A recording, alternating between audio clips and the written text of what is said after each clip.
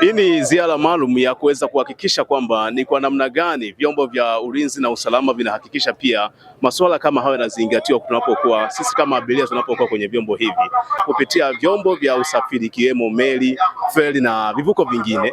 Lakini kikubwa zaidi tutapata nafasi ya kufahamu ni namna gani hii elimu sasa inatolewa wakati wanapokuwa kwenye vyombo hivi vya maji. Mimi naitwa Evans Mjakado na hii ni Jembe FM TZ. Kwa majina naitwa mrakibu msaidizi Priska Lawei, ni afisa mkuu wa kitengo cha elimu na habari kwa Jeshi la Zimamoto na Uokoaji mkoa wa Mwanza. Leo hii tumekuja kwenye kivuko hiki cha Kamanga kwa ajili ya lengo la kutoa elimu kwa abiria namna gani wanaweza kuchukua tahadhari wawapo safarini.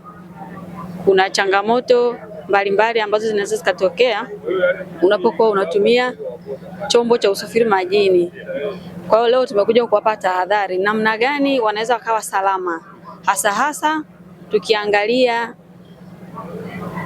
life jacket, namna ambavyo inaweza ikamsaidia anapovaa kwa usahihi. Kwa hiyo kuna uvaaji ambao sio sahihi na uvaaji sahihi. Kwa hiyo leo tumekuja kuwaelimisha kuhusiana na uvaaji sahihi na namna ya kuomba msaada anapokuwa anasafiri kwenye chombo cha usafiri majini ikatokea changamoto. Na ni mara ngapi pengine mmekuwa mkitoa hii elimu katika maeneo kama haya ya vivuko? Ni mara nyingi sana tumekuwa tukifanya hili zoezi. Kwa kivuko hiki tunakuwa tunafanya mara 2 kwa wiki, lakini kuna meli inayoenda unaotoka Mwanza kwenda Kagera pia tunafanya siku ya Jumanne, tunafanya siku ya Alhamisi na siku ya Jumapili. Kwa hiyo kwa meli tunafanya mara 3, kwa kivuko tunafanya mara 2, lakini sio hapa tu. Tunafanya hii kazi pia kwenye stendi za mabasi, hususan Nyamongoro na Nyegezi. Tumekuwa tukitoa elimu kwa lengo la kupunguza majanga. Changamoto kwenye meli inaweza katokea tukio la moto, kuzama na vitu vingine. Tunapokuwa tumechukua tahadhari, tutapunguza madhara ambayo yanaweza kusababishwa na changamoto iliyotokea. Kwa hiyo lengo hasa ni kutokomeza kabisa ama kupunguza changamoto za kwenye usafiri. Okay. Na mnapokuwa mnapita kutoa hii elimu, ni shida hasa kiasi gani ambazo huwa mnazibaini au changamoto kiasi gani ambazo huwa mnazibaini pengine kutoka kwa abiria wenyewe au kutoka kwenye vyombo vyetu hivi vya usafiri? Kutoka kwenye vyombo vya usafiri mara nyingi wametupokea katika mtazamo chanya sana. Tunakuwa tukishirikiana nao katika kuelimisha abiria. Wao wenyewe wanatamani abiria wawe salama na vyombo viwe salama. Kwa upande wa abiria wanatupokea kwa njia chanya, lakini baadhi yao pia wanaonesha pengine elimu hii tunaotoa wao labda hawawezi kuzama, meli wanaopanda haiwezi kuzama wala haiwezi kuwaka moto, lakini ajali haina hodi, inaweza katokea muda wowote. Kwa hiyo napenda kutoa wito kwamba tunapotoa hizi elimu basi wapokee na kuzifanyia kazi. Itawasaidia kama sio leo, kesho. Kama sio Mwanza, basi popote atakapo kuwepo muda huo. Ajali hazina hodi. Tuchukue tahadhari. Tunasema usalama wako ni jukumu letu, lakini kuchukua tahadhari ni wajibu wako Mtanzania. Chukua tahadhari kuokoa maisha na mali. Napenda kuasa kwanza wanapopata majanga watoe taarifa mapema. Usianze kupambana na tukio mpaka linakushinda nguvu ndo unatoa taarifa. Badala yake toa taarifa mapema sana kabla mwenyewe hujaanza kufanya juhudi. Juhudi namba 1 iwe ni kutoa taarifa kwa kupiga namba 114. Utapata msaada wa haraka sana. Wakati gani unatakiwa kutumika life jacket?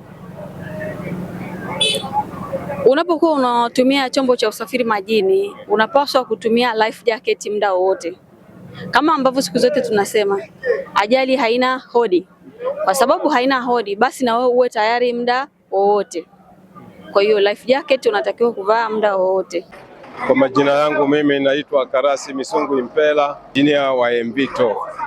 Engineer, pengine tunafahamu chombo chako hiki umekisimamia na kukiongoza kwa muda mrefu. Ipi ni changamoto hasa ambao unakuna kutana nayo hasa kutoka kwa abiria au kwenye chombo husika? Kila kazi haikosi changamoto. Changamoto zipo, lakini kwa sababu sisi pia tulienda darasani tunafahamu namna ya kuzitatua changamoto ambazo zinatukabili kutoka kwa abiria wetu. Mara nyingi tunatoa darasa namna ya kuelimisha jinsi ya kutumia kivuko, jinsi gani ya kubehave wanapokuwa ndani ya kivuko, hatimaye mpaka wafike salama kule tunakoenda kuwavusha. Kwa hiyo changamoto zipo na ni za kawaida, kwa sababu kuna abiria wengine hawaelewi, inabidi umueleweshe, lakini kuna baadhi ya abiria wako, kwa sababu ni binadamu, tunatofautiana, wengine wako na ukaidi, lakini pamoja na hayo bado tunafanya kazi nzuri ya kuwahudumia vizuri. Changamoto ya abiria pengine kutoka kwenye magari imelalamikiwa sana, kwamba abiria wengi wanakatalia kwenye magari. Hili nalo pia liko vipi? Ni kweli abiria wetu baadhi yao huwa wanaingia kwenye magari kwa visingizio mbalimbali. Baadhi yao kweli wana shida ya kiafya na wengine hawana shida yoyote, lakini kwa kutumia kila ambacho sisi tunacho kama wafanyakazi wa feri kwa timu, kwa hiyo tunawahudumia ipasavyo. Kama hawana shida na namna gani, tunawatoa kwenye feri, tunawaelewesha na wanatoka. Japokuwa binadamu wanatofautiana, kuna mwingine ni mkaidi, mwingine labda anachukua muda mrefu kuja kuelewa ni kwa nini kwamba hatakiwi kukaa kwenye magari, hasa feri inapokuwa inatembea kwenye maji. Kwa hiyo kuna viti vya feri, lazima kae kwenye viti vya feri tayari kwa kwenda kufika salama. Kwa hiyo huwa tunafanya hivyo kwa timu nzima ya feri. Asante. Sheria zinasemaje kuhusiana na abiria kukaa kwenye feri au kwenye mabasi yao, chombo chake cha usafiri? Kwa sheria zetu za kwenye maji ni kwamba abiria anapoingia kwenye feri hatakiwi kukaa kwenye chombo chochote cha usafiri. Kwa hiyo anatakiwa kukaa kwenye feri, hata kama feri hiyo ina mchanganyiko wa magari, bado yeye atatakiwa kutoka kwenye magari kukaa kwenye feri, na magari yaingie akiwa peke yake na kisha yatoke akiwa peke yake. Baada ya kutoka kwenye feri ndipo abiria akapande magari yake akiwa tayari imeshatoka kwenye feri. Na kuna life jacket, huyu abiria anatakiwa alivae muda gani na kwa nini hasa, kwa maelekezo ya nani? Life jacket pekee litavaliwa na abiria baada ya kupewa taarifa kutoka kwa mwenye chombo ambaye ni captain, na captain baada ya kujiridhisha hali iliyopo kwa wakati huo si rafiki kwa maisha ya binadamu. Kwa hiyo aidha ameshaona kwamba kuna hatari. Kutokana na hali hiyo, basi yeye atatoa taarifa, atatoa amri ya kwamba sasa ni wakati wa kuvaa maboya, abiria wote wavae maboya. Kwa hiyo sisi wafanyakazi wa meli tutatawanyika kwenda kwenye stesheni mbalimbali ambazo tayari tumekwisha jipangia. Tutaenda kwenye hizo stesheni, kisha kila abiria atahudumiwa namna ya kuvaa boya. Lakini hata hivyo, kabla hatujaondoka mahali popote pale, abiria wanafahamishwa namna sahihi ya utumiaji wa boya, kuvaa, namna ya kujivaa, namna ya kujifunga na namna jinsi itakavyotakiwa kwenda kwenye maji kama italazimika kwenda kwenye maji. Kwa hiyo elimu hiyo tunaitoa tukiwa bado hatujatoka nchi kavu. Kwa hiyo tunapakia magari, baadhi ya wenzetu wanatoa elimu kwa ajili ya abiria namna sahihi ya kutumia boya na wakati gani boya hilo livaliwe. Kuna huyu Mtanzania mmoja anaweza kujiuliza, hivi tofauti na life jacket kuna kifaa gani kingine ambacho kinaweza kumsaidia pale ambapo itajitokeza changamoto ya aina yoyote kwa huyu abiria? Kwenye meli kuna vitu vingi vya kuokolea.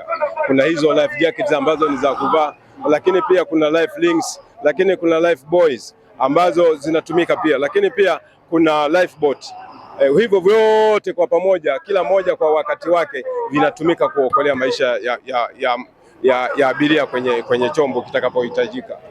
Kwanza nipende kuwashukuru kuwa sehemu ya kuchukua taarifa, na pengine zitafika sehemu mbalimbali ambako zitafika kwa ajili ya kutusaidia abiria namna gani, jinsi tunavyofanya huduma nzuri hapa Kamanga Ferry.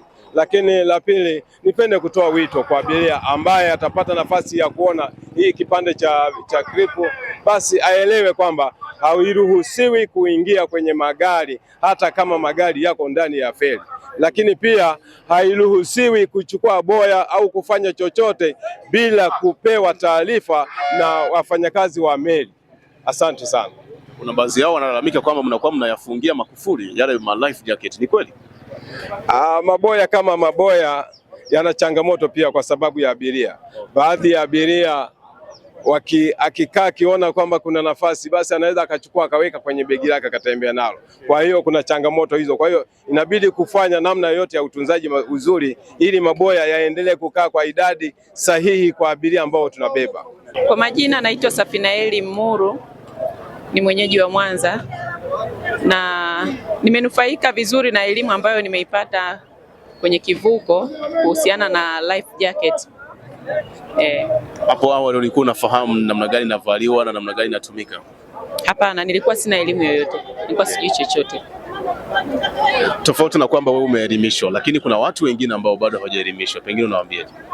Natamani elimu hii ingefika kwa watu wengi zaidi, kwa sababu matukio ya ajali ndani ya maji huwa yanatokea, lakini huwa hatuna elimu yoyote, hatufahamu chochote. Kwa hiyo natamani pia na wengine nao wafahamu, labda nikipata na mimi nafasi naweza nikawaelimisha, lakini sio kama ambavyo nimepata elimu hii na kwa mifano zaidi. Pengine yanapopatikana na kwa yanavaliwa wakati gani, haya yote bila shaka umeyafahamu? Yote nimeyafahamu kwamba yanavaliwa wakati gani, ni pale ambapo janga la ajali ya ndani ya maji imetokea, na namna ya kulivaa nimeelimishwa na nimeelewa. Wito wako sasa pengine kwa Jeshi la Zimamoto na Uokoaji kuhusiana na utoaji wa hii elimu, unawaambia nini? Nawaambia waisambaze elimu hii sio tu kwenye kivuko hichi tu cha Kamanga, vivuko viko vingi.